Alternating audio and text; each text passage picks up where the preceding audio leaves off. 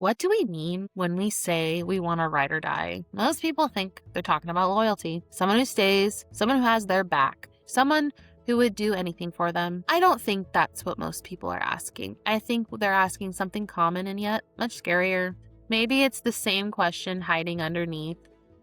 Would you still love me if I was a worm? I know, that sounds ridiculous. Reflecting on it, is the question really about being a worm? Or is it, would you still love me if I wasn't useful? Would you love me if I was struggling? If I was grieving, overwhelmed, wasn't making your life easier?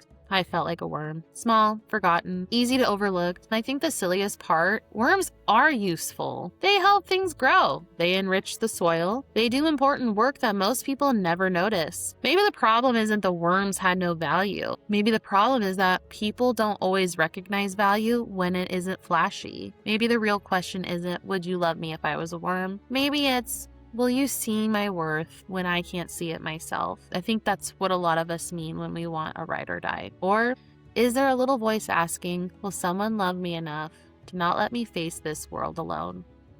Hi, it's me, Kimberly. Before we go any further, quick note. This podcast is for reflection and conversation, not professional advice. Take what resonates, leave what doesn't, and listen in a way that feels supportive for you. I'm glad people are talking more about loneliness. I think loneliness is showing up everywhere now. We have thousands of friends online, constant notification, constant activity, constant performance. Underneath all that, I think a lot of people feel deeply alone. Growing up, I had my person, my grandpa, better known to me as my grump paw.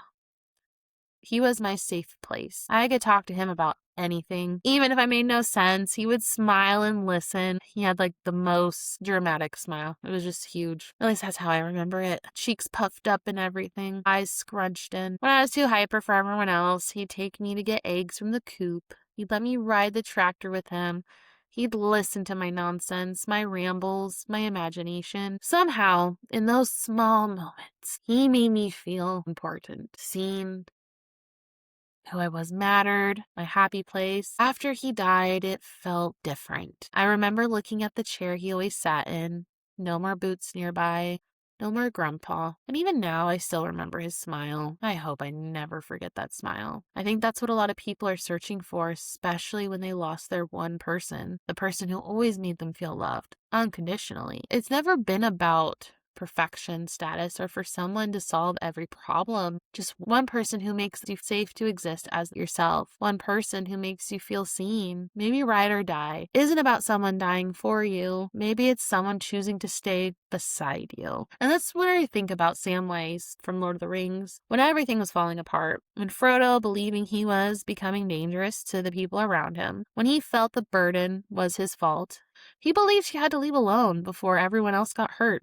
Sam said, no, I'm coming with you. And Sam made a promise, and he intended to keep it. Even if he couldn't carry the burden of the ring itself, he could help carry Frodo. That matters. When people talk about ride or die, I think this is what they mean. Not blind loyalty, not enabling destruction, presence. Sam stayed when Frodo became exhausted, hopeless, paranoid, and overwhelmed by the weight he carried. Sam understood something important. The problem was never Frodo. The burden was consuming him. I think people forget that part of the story sometimes. The ring didn't only tempt people with power, it isolated them, filled them with fear, distrust, exhaustion, despair. Even Sam eventually left for a moment, because Gollum manipulated him into believing he was the problem. Once Sam realized the truth, he came back. He always came back. He realized it was never about him being unworthy of love. It was about how heavy the burden had become, not just for Frodo, but for both of them. I think that reflects life more than people realize. Sometimes the strongest people we know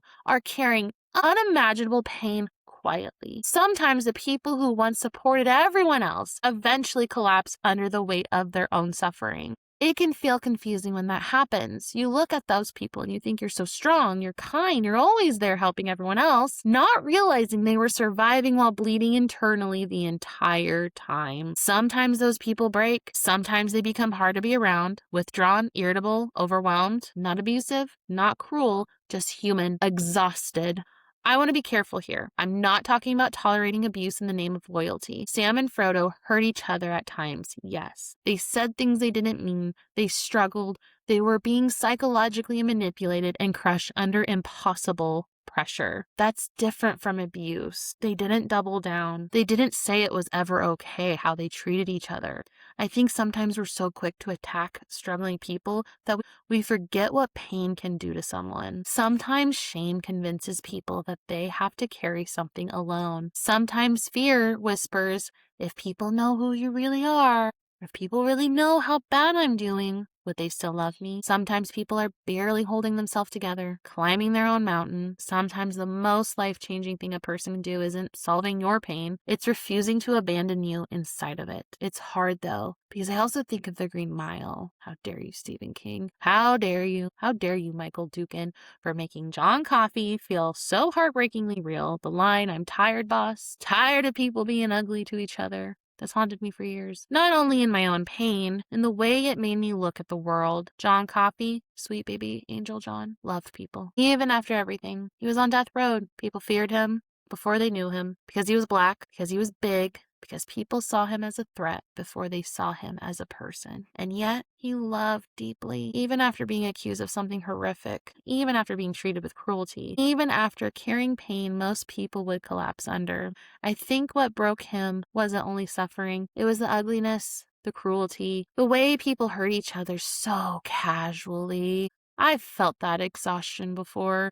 Not simply sadness, emotional exhaustion, the desperate longing for gentleness. Sometimes the hardest part is still trying to be gentle while hurting, still trying to give kindness away when you feel starved for it yourself. Planting trees you may never sit under, hoping someone else won't feel as alone as you once did. Reflecting on my own breaking points, what I wanted most wasn't perfection, it was the relief from the cruelty. I got tired of the snake eating its own tail, tired of witch hunts, tired of people desperately needing someone to become the villain. Sometimes people searching so hard for monsters that they slowly become the monsters themselves. One of the scariest moments in my life is realizing that if you stare in the darkness long enough, eventually it can stare back at you, and sometimes you see yourself reflected in it. I'm deeply thankful for the people who loved me through those moments, especially my best friend, especially my husband. They stayed kind to me even when I was difficult to be around, even when I was hurting, even when they would have been justified in stepping away, because even to this day, they tell me, you were always someone who cared deeply, Kimberly. That was obvious from the start. You were deeply broken. Your pain didn't scare me. They treated me softly. I think that changed me more than people realize. For me, Ride or Die was never about someone destroying themselves for me. It was about someone choosing kindness when cruelty would have been easier. Maybe loyalty matters because kindness is rarer than it should be. For a long time, I gave love freely, without recognition, without people seeing the amount of restraint it took me to manage my pain and try not to bleed it onto others. People often confuse my bark for my bite. They didn't realize how much effort it took me to stay soft while hurting. In a lot of ways, I was being Bong, willing to let go of Joy so she could go back to Riley, back to her purpose, while disappearing quietly into the shadows myself. That part hurts because there are friends I left behind too. People I wish I held on to. People I wish I could stay. People I wish I could still sit beside and hold their hand. Maybe there was another way. Maybe things could have been different. That's where I've had to learn compassion for myself and for others. When people are in crisis, they often can't see possibilities. They only see pain, fear, and what isn't working, what feels impossible to survive, and that's hard. I think one of the saddest things I've ever had done to myself was abandoning versions that were trying deeply to keep me alive, especially the version of me with my first postpartum experience. I was so cruel, critical, ashamed, yet she never abandoned me. She kept me going even when life gave me every reason to stop. She's my hero. She may have thought that she was stupid for being like Mario, never knowing when to quit, still trying to save everyone, still trying to reach the next level despite being exhausted. She carried me where I needed to go. She saved me. And I reflect on that a lot. Sometimes people love others in ways they've never fully been thanked for. Teachers, friends, parents, online creators, mentors, strangers, people planting trees they never get to sit under. And I'm learning that's okay. If stress can spread, maybe calm can too. Maybe kindness can. Maybe healing can. Maybe even the simple desire to reconnect with each other can. It can be so hard when we become desperate for connection, starved for it. Sometimes it becomes easier to accept almost anything, even harm, for crumbs of love. I've had people tell me it's us against the world while throwing me under the bus. when it suited them. I've had people finally give me the attention and affection I was craving, only to later use my trauma against me the moment I said, hey, that hurt me. I've been made to feel like an isolated child.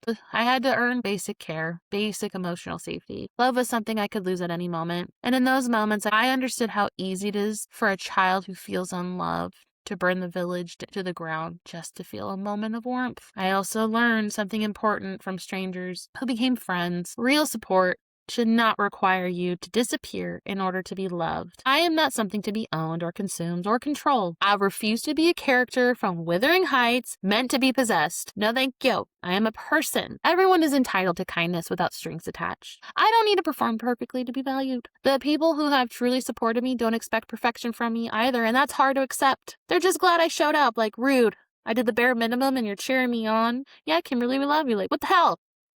Even when my season of life is messy, overwhelmed, chaotic, they meet me where I'm at. Rude.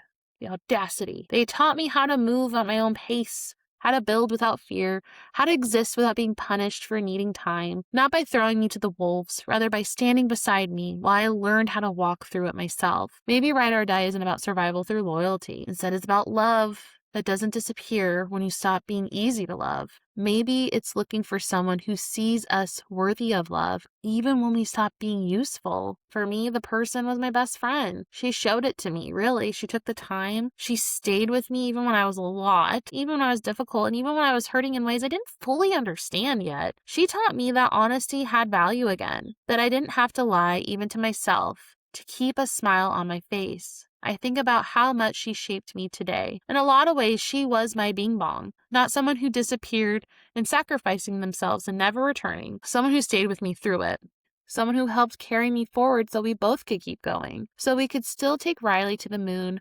together. She is someone who trusted me even when her own life had taught her not to trust easily, wanting to believe she was valuable. I love her deeply. Even when distance or circumstances shift things, we still cared. We still cheer each other on. I celebrate her wins. She celebrates mine. We always left a shoulder open to cry on.